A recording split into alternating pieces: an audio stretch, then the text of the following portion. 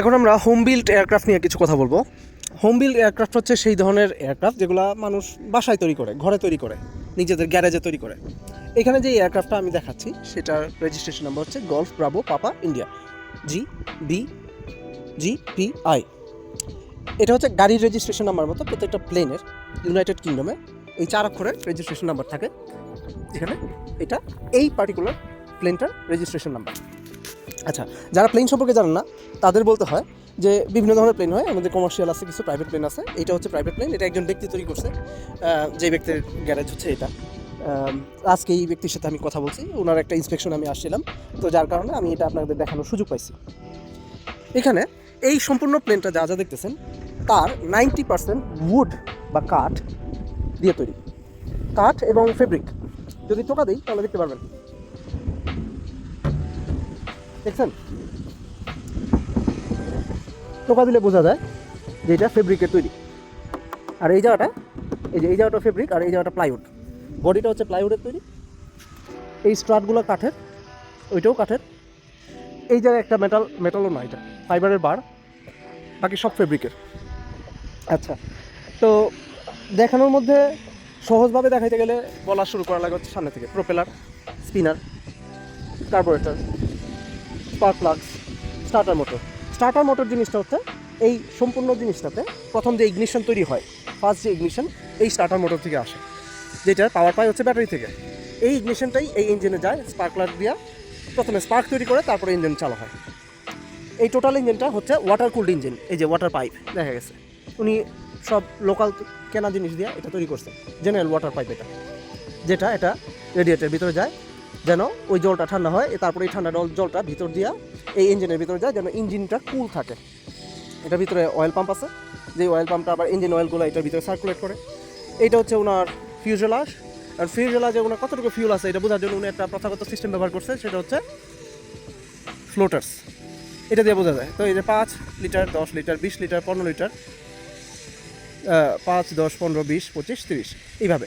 তো এখন এটা ফ্লোটার বলতেছে যে ওনার এখানে প্রায় 5, 10 প্রায় 18 লিটারের মতো এফ গ্যাস আছে। এফ গ্যাস হচ্ছে এক ধরনের পেট্রোল, যেটা গাড়ির পেট্রোলের থেকে ভিন্ন। আচ্ছা, তো ফ্রন্ট যে এজটা, এই যে এই অংশটা, এটা হচ্ছে লিডিং এজ, পেছনের অংশটা হচ্ছে ট্রেলিং এজ।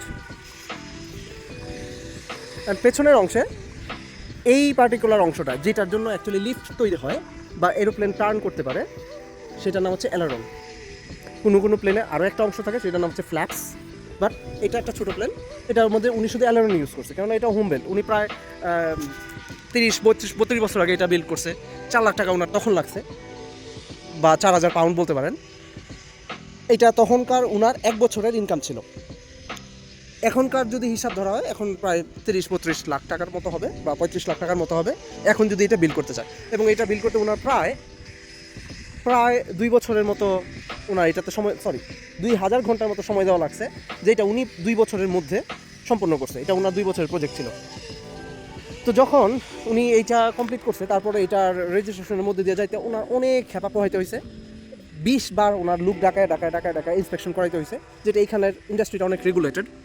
তারপরে একবার আইসা তারা বলছে এটা ঠিক করো, এটা শেপ চেঞ্জ করো, এটা এইভাবে করো, এটা রাউন্ড করো, এটা চ্যাপটা করো, এইভাবে করে শেষ পর্যন্ত উনি এটা দাঁড় করাইছে। মনে হতে পারে এটার এখন ফিউল কনজাম্পশন কতটুকু, এটা প্রায় 20 লিটার অ্যাপ গ্যাস নেয় ঘন্টায়, যেটার বর্তমান বাজার মূল্য প্রায় 250 টাকা করে ধরলে কত 5000 টাকার মতো ওনার কস্টিং আছে। এই যে দেখতে পাচ্ছেন দূরে এই ভদ্রলোক বসে রয়েছে, উনি এটা করছে। এখন উনি আরেকটা করতেছে, যে প্রজেক্টের মধ্যে আমি হেল্প করতেছি ওনাকে। আর এই পার্টিকুলার প্রজেক্টটা ওনার সন্তানের মতো। ওনার সন্তান হওয়ার আগে উনি এই প্রজেক্টটা শুরু করছে, বিয়ের আগে এই প্রজেক্টটা শুরু করছে, যার জন্য উনি এটা সিঙ্গেল সিটার বানাইছে, 1 সিটারে। উনি শুধু নিজেই বসবে, এবং উনি এখনও ওনার আরও একটা এরোপ্লেন আছে যেটা ডবল সিটারে, 2 না 3 সিটার, ওইটাতে না ব্যবহার করে, ওইটাতে না বসে উনি এইটা বেশি ফ্লাই করতে স্বাচ্ছন্দ্য বোধ করে। কারণ হচ্ছে এটা ওনার সবার প্রথম।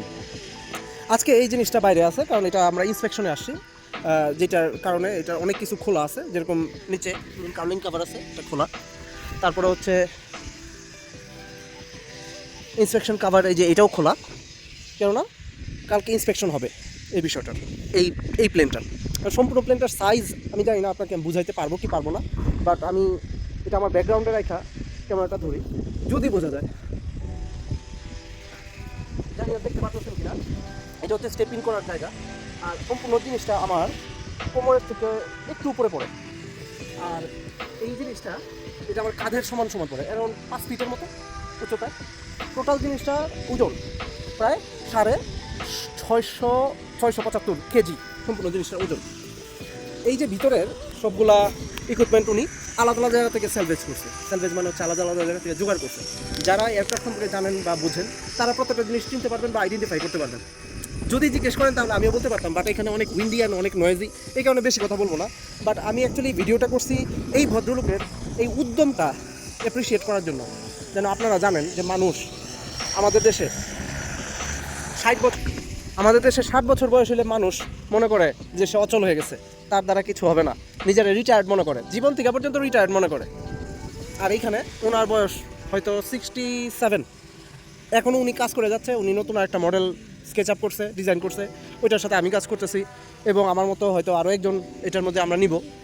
কিন্তু ইভেনচুয়ালি উনি হয়তো ওনার পরবর্তী যে মডেলটা ওইটা রিলিজ করবে আরও 18 মাস বা 16 মাসের মধ্যে ওইটা রিলিজ হয়ে যাবে। তো এই হচ্ছে ইঞ্জিনিয়ারিং ফিটের এক্সট্রা অর্ডিনারি কথা, যে মানুষ যখন কিছু একটা করতে চায়, বয়স কোনো ব্যাপার না, ইচ্ছা হচ্ছে বড় বিষয়, যোগ্যতা এমনি এমনি হয়ে যায়। ওনার ব্যাকগ্রাউন্ড হচ্ছে উনি কাঠের কাজ করে, এই যে কাঠ, এগুলো কাঠ, উনি কাঠের মিস্ত্রি, এটা হচ্ছে ওনার ব্যাকগ্রাউন্ড। এবং এই ব্যাকগ্রাউন্ডটার সাথে উনি সংযুক্ত করছে ওনার ছোটোবেলায় নিজে প্লেন বানায় প্লেন উড়াইতো, সেটা ওনার ভালোবাসা ছিল। সেই জিনিসটা থেকে উনি উদ্যম পাইছে যে হ্যাঁ ঠিক আছে, আমি পারবো না কেন, অসম্ভব কী আছে, এটা উনি নিজে কার্ভ করছে কাঠ থেকে।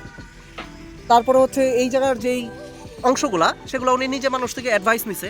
যখন ওনার ইন্সপেকশনে আসে, ওনার বন্ধু বান্ধব ছিল, তারা এসে বলছে তুমি এটা এইভাবে করো সেইভাবে করো, এবং ইভেনচুয়ালি উনি এটা বিল্ড করছে।